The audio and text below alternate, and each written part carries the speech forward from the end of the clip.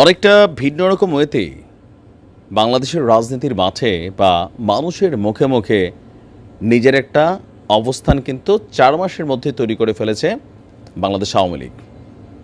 এই মুহূর্তে সারা বাংলাদেশে দুইটা গ্রুপ হিসেবে কাজ করছে। একটা হচ্ছে চিন্ময় কৃষ্ণের অনুসারী প্লাস আম হিন্দু জনতা, তারা কিন্তু একটা ব্যানারে কাজ করছে, সনাতনী জাগরণ মঞ্চ। আপনি যদি দেখেন আপনার ফেসবুক প্রোফাইলে আপনি দেখবেন আপনার পাশে থাকা বন্ধু যে হিন্দু মানুষটা আছে, এমনিতে খুব সরব ছিল না, জুলাই অভ্যুত্থানেও এতটা সরব ছিল না, কিন্তু এই ইস্যুতে এই লোকটা সরব, কারণ তার মন মস্তিষ্কের মধ্যে এটা ঢুইকা গেছে যে বিষয়টা হিন্দু ধর্মের সাথে ঘটতেছে।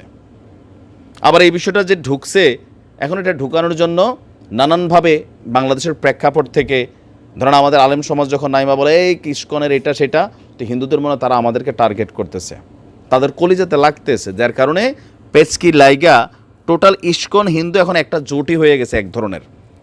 কেন্দ্রীয় কমিটি কি বলছে তা না, এখন এই যে একটা বিশাল শক্তি, এই যে একটা বিশাল ভাইব্রেশন, এটাতে আবার সাপোর্ট দিয়া এই মুহূর্তে সরাসরি মাঠে বা পেছন থেকে কাজ করছে আওয়ামী লীগ।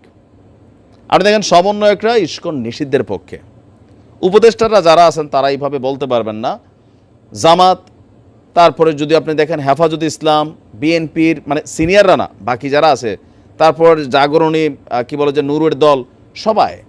এখন এই যে টোটাল একটা শক্তির বিপরীতে একা চিন্ময় কৃষ্ণের অনুসারী অথবা সনাতনীরা লড়াই করছেন, পলিটিক্যালি তারা কোনো দলের সাপোর্ট ওইভাবে পাচ্ছেন না, এবার সরাসরি আওয়ামী লীগ তাদেরকে সাপোর্ট করছে। এইটাও রাজনীতির একটা কৌশল।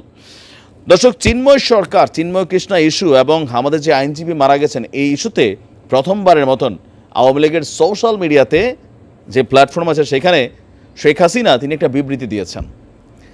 সেখানে শুরুতেই চট্টগ্রামের মৃত আইনজীবীর প্রসঙ্গ উল্লেখ করে তিনি বলেছেন তার তীব্র প্রতিবাদ জানিয়েছেন তিনি। তার বক্তব্য, এই হত্যাকাণ্ডের সঙ্গে মানে সাইফুল ইসলামের হত্যাকাণ্ডের সঙ্গে যারাই জড়িত তাদেরকে খুঁজে বের করে শাস্তি দিতে হবে। এই ঘটনায় মানবাধিকার লঙ্ঘন হয়েছে বলে তিনি দাবি করেছেন। তাহলে তো বিষয়টা আরও ক্লিয়ার হয়ে গেল। যারা বলে যে সাইফুলের হত্যা করছে আওয়ামী লীগের বা যুবলীগ, ছাত্রলীগ, তো শেখ হাসিনা তো নির্দেশ দিয়েছে, ইউনূস সাহেব এক কাজ করেন, ঝুলাই ফেলেন। কথায় কথা যারা যে কোনো ঘটনার এখন লীগের সাথে কানেক্টেড করেন, তো শেখ হাসিনা বলছে এই ঘটনা যারা জড়িত তাদের দৃষ্টান্তমূলক বিচার করার জন্য, তাহলে এখন তার কোনো বাধা নাই, যেই দলেরই হোক যারা বলছিলেন। তো এখন বিষয়টা ক্লিয়ার। আর ইউনূস সরকারকেও তিনি কাঠগড়ায় তুলে বলছেন যে সব ক্ষেত্রেই ব্যর্থতার পরিচয় দিয়েছে এই সরকার। মূল্যবৃদ্ধির কথার পাশাপাশি নিরাপত্তা দিতেও ব্যর্থ বলে দাবি করেছেন সাবেক প্রধানমন্ত্রী শেখ হাসিনা। সম্প্রতি যে সন্ন্যাসী চিন্ময় দাসের মুক্তির দাবিতে সংঘর্ষের পরিস্থিতি তৈরি হয়েছে বাংলাদেশে, তাকেও অবিলম্বে মুক্তি দেওয়ার কথা বলছেন শেখ হাসিনা। তিনি বলছেন সনাতন ধর্মাবলম্বী সম্প্রদায়ের একজন শীর্ষ নেতাকে অন্যায়ভাবে গ্রেফতার করা হয়েছে। আবার এই নেতা কিন্তু অতীতে শেখ হাসিনার জন্য খুবই কড়া একটা বক্তব্য দিয়েছিলেন, মানে পজিটিভলি আর কি। তো সময় এসেছে ঋণ পরিশোধ করার। শেখ হাসিনার এই একটা ভালো জিনিস আছে, এটা আপনি স্বীকার করতে হবে, শত্রুতা বা বন্ধুত্ব দুইটারই কিন্তু ঋণ পরিশোধ তিনি করেন। মানে গত 16 বছর এর আগের টার্মে এই যে জেনারেল আজিজের ভাইটাই আপনারা অনেকে দেখছেন যে শেখ হাসিনা স্ম্যান যে একটা ইয়া হয়েছিল আল জাজিরার, তো পরবর্তী সময় জানা গেল যারা ছিল এখানে তারা যখন তিনি শেখ মুজিবুর রহমান বঙ্গবন্ধুর মৃত্যুর পরে তিনি যখন দ্বিতীয়বার বাংলাদেশে আসলেন শেখ হাসিনা, তখন এই মানুষগুলো তাকে ছায়া দিছিল, আশ্রয় দিছিল। তো তাদের জন্য তিনি কিন্তু অনেক কইরা গেছেন, তাই না? আবার শেখ হাসিনা যাদেরকে শত্রু মনে করেন তাদেরকেও তিনি টেকনিক্যালি সর্বোচ্চ লেভেলে নিয়ে কিন্তু সাজার ব্যবস্থা করেন, এইটাও প্রমাণিত। তো এই চিন্ময়ের বক্তব্য বা এই যে একটা ভাইব্রেশন, এটা কিন্তু আওয়ামী লীগ কাজে লাগাচ্ছে। আর এই যে বিশাল সনাতনী একটা, ধরেন এখানে আমরা যদি ধরি 180% নর্মাল হিন্দু মানুষ, তারা কিন্তু এটাতে গা ভাসাই দিছে। তো তারা কিন্তু এখন মনে করতেছে ইয়েস, শেখের বেটি আমাদের জন্য কথা বলছে।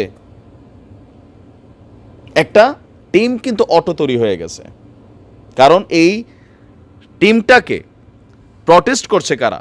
বৈষম্য বিরোধী ছাত্ররা। এখানে কিন্তু একটা সাংঘর্ষিক ইস্যু তৈরি হচ্ছে, এবং কি এই চিন্ময় ইস্যু এমন একটা ইস্যু, এটাতে ইন্টারন্যাশনালি একটা কি বলা হয় যে পজিটিভ ভাইব্রেশনের সুযোগ আছে। যেমন ইস্কনের মূল কেন্দ্র যেটা প্রধান শাখা বলছে চিন্ময় দাসের ইস্যুতে তারা খেলবে, তো এটারে স্বাভাবিকভাবেই এখানে একটা কানেক্টিভিটি তৈরি করার চেষ্টা করা হচ্ছে। তো শেখ হাসিনা বলছেন যে চিন্ময়কে মুক্তি দিতে হবে, সব সম্প্রদায়ের মানুষের ধর্মীয় স্বাধীনতা এবং নিরাপত্তা নিশ্চিত করার আর্জি জানিয়েছেন। সবশেষে তিনি বলছেন, নৈরাজ্যবাদী ক্রিয়াকলাপের তীব্র নিন্দা এবং প্রতিবাদ জানাচ্ছি। এটা তো একদম দৃশ্যপটে চলে আসছে সবকিছু মিলিয়ে। তো এখন এই কার্ড আসলে কতটুকু কাজে দিবে, অথবা চিন্ময় ইস্যুটা কই পর্যন্ত গড়াবে, এটা এখনো বোঝা বড় কষ্টকর। তবে একটা জনমত তিনি বা একটা পজিটিভ অংশ জনগণের মধ্যে তিনি কিন্তু করে ফেলছেন। এটা কোন ক্ষেত্রে করলেন? বৈষম্য বিরোধী আন্দোলনের আগ পর্যন্ত, মানে ওই ঘটনা পর্যন্ত এই দেশের হিন্দু মুসলিম সবাই কিন্তু আওয়ামী লীগের প্রতি ক্ষিপ্ত ছিল বিভিন্ন কারণে। তো এখন তিনি যাওয়ার পরে কয়েকটা শ্রেণী শেখ হাসিনার ভক্ত হচ্ছেন। একটা হচ্ছে যাদের মাজার ভাঙ্গা হচ্ছে, এত বছর যুগের পর যুগ তারা মাজারে ছিল, মুরিদ আছে লক্ষ লক্ষ মুরিদ।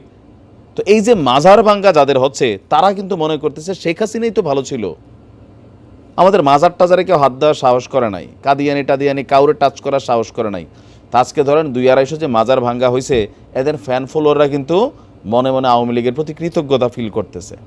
আজকে যে ইস্কন বলেন বা এই চিন্ময় দাসের ইস্যুতে যারাই আছে, তারাও কিন্তু এখন কোথাও না কোথাও এই যে আওয়ামী লীগের বিভিন্ন নেতারা এমপিরা মানে তাদের পক্ষে বক্তব্য দিচ্ছেন, মিডিয়াতে বিবৃতি দিচ্ছেন, বা তাদের পক্ষে চিন্ময়ের মুক্তি চাইছেন। তো এই দাবিটা শেখ হাসিনাতে তারা কানেক্টেড হচ্ছে টেকনিক্যালি। আবার ভারতে বসে যেহেতু